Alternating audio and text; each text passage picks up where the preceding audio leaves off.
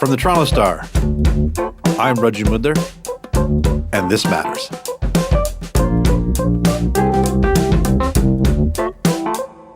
There is an uninvited guest that is threatening to ruin many of our holiday plans: the Omicron variant.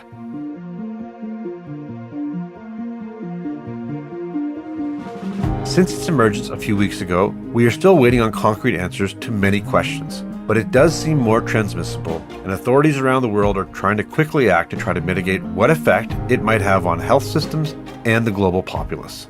There are rumors of travel bans, and talks of asking people to limit their travel locally over the holidays. At press time, the number of people allowed to gather in Ontario remains the same, but those things all might change. One thing that won't are the actual holidays ahead, although how you celebrate might.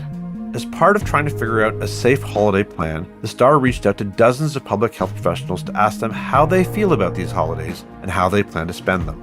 Just like our worlds, their plans and answers were a bit fluid. So the best advice might be to be ready to adapt. Lex Harvey and May Warren are reporters for the Star. They're here to talk about some of the ways we might be able to balance COVID and the holiday season.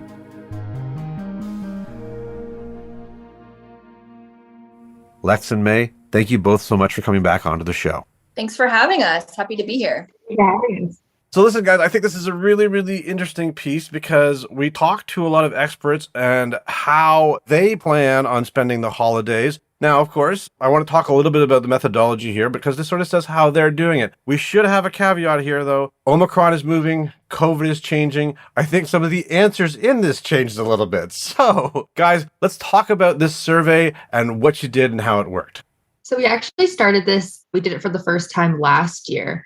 And last year, we obviously were in a very different situation. We didn't have widespread access to vaccines. Many of us spent the holidays in lockdown. And so we contacted experts across the country, all different kinds of experts engaging directly with the virus. So epidemiologists, infectious disease experts, but also mathematicians who are working with some of the disease modeling and things like that, to ask them how they're marking the holidays, to give advice on how to do it safely. But it was also kind of a nice way to show people that you still can have fun and celebrate without going outside the household or doing things that could be risky.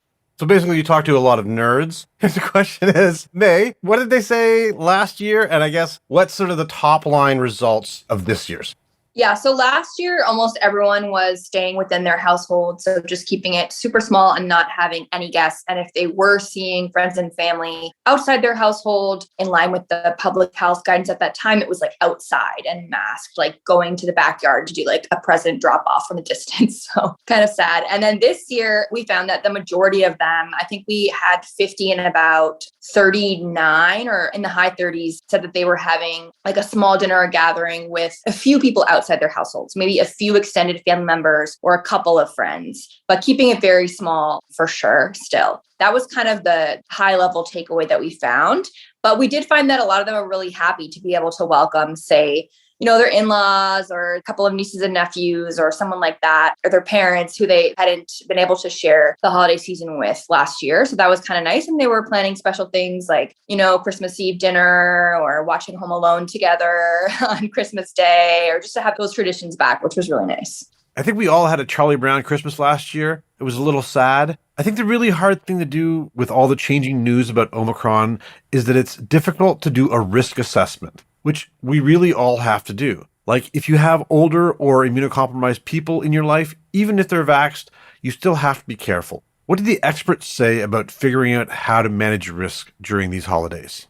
So every expert really had a different answer because they are located all across the country. So we had one coming in from the University of Victoria who said they just had a big outbreak there, so they won't be doing anything. So it did differ, but generally we heard of experts taking precautions, like you mentioned, ensuring that people are vaccinated, taking rapid tests, having part of the events outdoors, or keeping windows open to boost airflow. We also had a few mention this idea of a risk budget. So if you know that you have a Christmas dinner coming up and you really care about seeing your family, then maybe in the week before that, you're not going to be as inclined to go to other parties or to go out for dinner or other things that might put you in closer contact with people who might have the virus. And I think it really does depend, as you say, on your personal health and the amount of COVID like in your community and your family's health as well. We had one professor whose mom is immunocompromised and is a cancer survivor. So they're not seeing anyone outside their household. They're just kind of batten down the hatches. And that's consistent also with what Dr. Kieran Moore, like Ontario's Chief Medical Officer of Health, said yesterday, that if you are like at risk, like older or immunocompromised, you really shouldn't be seeing people outside your household right now because Omicron is so contagious. And it just really depends on your individual and family situation. But I think people understand too that it can be hard to kind of do those negotiations with family members. And especially this time of year, things can get kind of heated. So we also had expert emphasizing like we do need to be empathetic with each other and,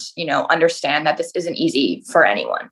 Omicron truly is the Grinch this year, but let's get into the precautions and advice. I think the thing is that there's nothing really new here, right? It's all the stuff we've been doing to protect against COVID for the past 2 years, right? I would say it's all of the same kind of building blocks that we've been hearing about for the last almost 2 years. I would say now that we know and we have more evidence to know that COVID is airborne, there's a little more emphasis on ventilation, like opening windows, HEPA filters, that kind of thing. Also on boosters, if you're eligible, absolutely get a booster because there's some evidence that that will protect you a little bit better against Omicron, hopefully. There's still a lot of unknowns on that front. And also the rapid tests, I feel are a bit new this year. Like we didn't really have as much access to them or know as much about them last year. They are kind of hard to get a hold of, but if you can find them or if you can get them from work or something and use them, as Lex was saying, maybe between small events or something like that. They're not perfect, but there are one more tool that can help. I bought 2 packs 2 days ago. They're about to arrive, I believe, today. And not only that, I believe my kid is coming home with 5 today from her school, which, we're starting to hoard these things. It's funny. I think this is one of these things where people are trying to figure this out because the run on rapid tests to me right now is kind of nuts. Everyone I know is buying them like crazy right now just for these precautions. Are you guys seeing that? Yeah, I think in some provinces also they're more available than others. I know some of our colleagues in BC were saying that you really can't get them there, whereas we had an expert coming in from Nova Scotia who said they're very widely available. Here, maybe we're a bit somewhere in the middle. So I think it's really the luck of the draw in terms of where you live. But it was something that came up in pretty much every answer, I would say, just talking about precautions you can take. I think the politicians and public health authorities have had a really tough job handling COVID, but because things change, it can be confusing. One thing is that right now, the numbers for gatherings in Ontario, like a max of 25 indoors, has not changed, but there's speculation it will get smaller. What kind of numbers were the experts talking about? Yeah, most of the experts that answered the survey are having gatherings with less than 10 people. I think there were about 11 who said that they are doing something with more than that. But most of the people in that group are maybe have 12 people at their dinner or 15. It wasn't like a huge party. And then there were also a few people who mentioned they were going to be doing bigger celebrations outdoors. So one of the experts said he's going to a skating party and that kind of thing. So just to make it a bit safer when you have a higher number of people. We'll be right back.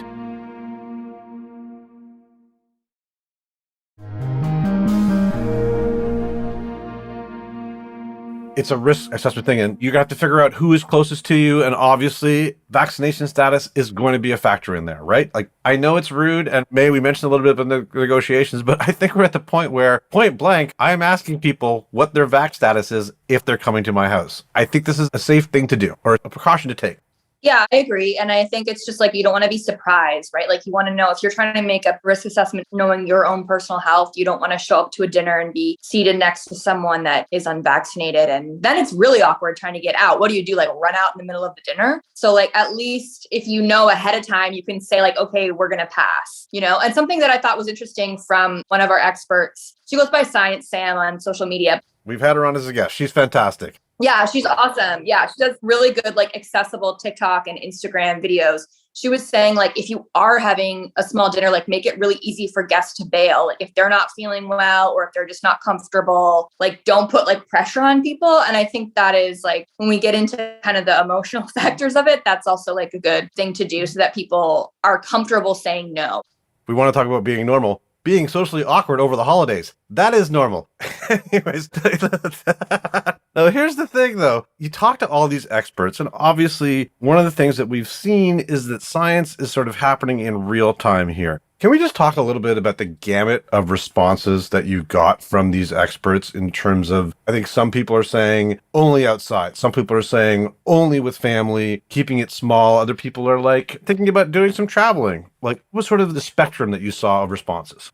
Yeah, so as you mentioned, things have just been changing so quickly. I think we set this out on Thursday, which was a quicker turnaround than we gave last year, just because we know that every day the situation is moving. So in our first set of responses, we had a big range. We had people who said they didn't really have any concerns, they were vaccinated, they'd done their part. One of our experts mentioned he was going to take some well-deserved R&R in Hawaii. Some people still more cautious, but then we had, as the days went on, before we closed the survey, we had a few people come back to us and say, hey, actually, I think we're changing our plans. Is it okay if I update my answer? And so we said, of course, and we updated those answers, and they maybe just amended it to something that was a bit smaller or just adding those extra precautions.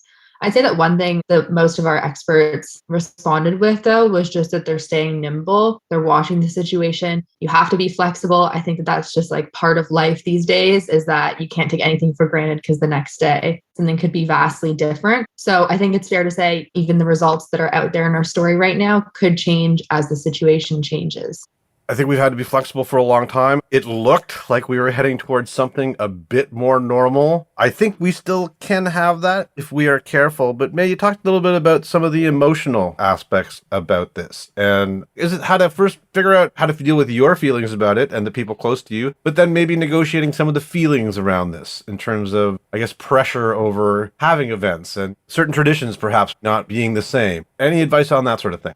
Yeah, I mean, I think we didn't get too much into that with the experts, but I think that would be a great idea for a follow-up, maybe just like how to do those very emotional, tense negotiations. But I think bottom line is that the consensus from the experts here were that they were keeping it small, maybe a couple extra guests from outside the household, but they were watching really closely, as Lex said, the numbers, knowing that they need to pivot and be nimble. And I think people understand too that it's a really hard sell to be like, everyone should stay home for Christmas because we've had a really tough time and that's what we did last year. So I think we saw more of kind of harm reduction type approaches this year, like little things you can do and the acknowledgement that, you know, maybe not everyone in your family is going to agree with your idea about what to do. And yeah, just kind of weighing also, you know, the mental health impacts of having people alone and stuff like that. So it was interesting to see the more nuanced responses definitely compared to last year. And a lot of gratitude for sure from, I think people have just recognized that it really is a privilege to spend time with those people you care about. We had someone who answered our survey last year, an epidemiologist in Edmonton,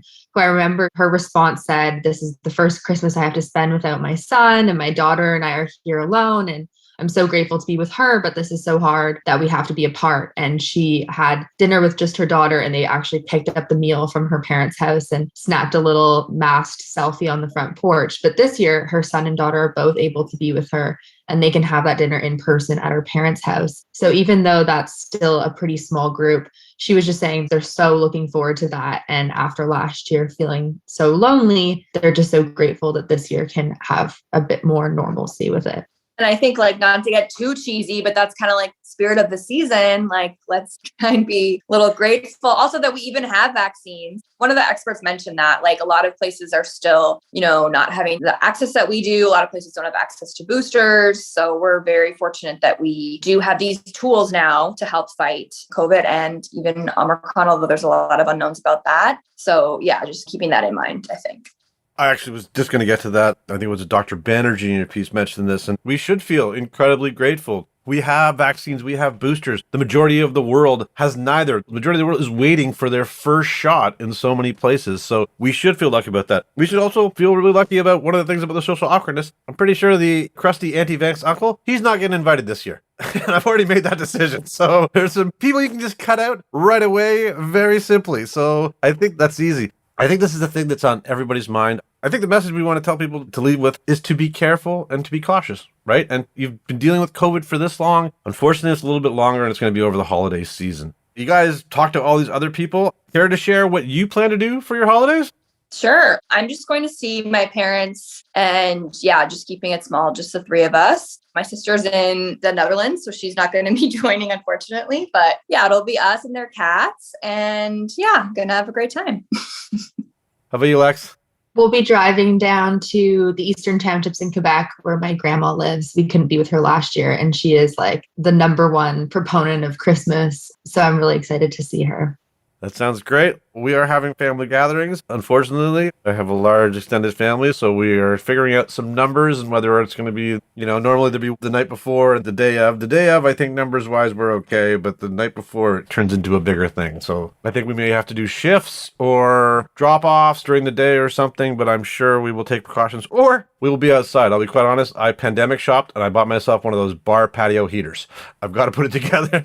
Oh, that's amazing. Well, I saw it. You couldn't find them last year. And I saw one today. And I was like, screw it. I'm pulling the trigger on this.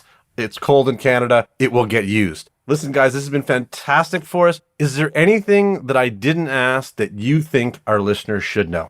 I think what comes out of this survey, at least in the past 2 years that we've had the opportunity to do it, is really just showing that a lot of these people who you kind of come to view as like talking heads in the media, giving us updates on the situation, are also real people with real families, and they're making all the same decisions that we are. So I think people can take a bit of comfort in that, and looking at their advice on different precautions is really helpful as we're all navigating the same thing right now.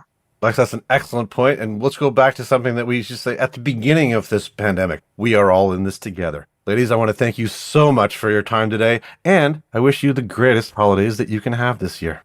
Thank you. Happy holidays. Stay safe. Thank you. You too. May Warren and Lex Harvey are reporters at The Star.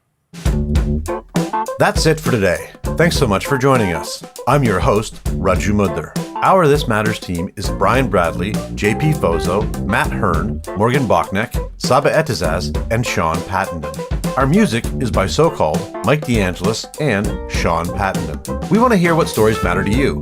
Please send us comments, questions, or ideas to thismatters@thestar.ca. Please consider supporting the journalism the Toronto Star newsroom does at thestar.com/subscribingmatters. And don't forget to subscribe to This Matters on Apple Podcasts, Spotify, or wherever you listen to your favorite podcasts. Let's talk soon.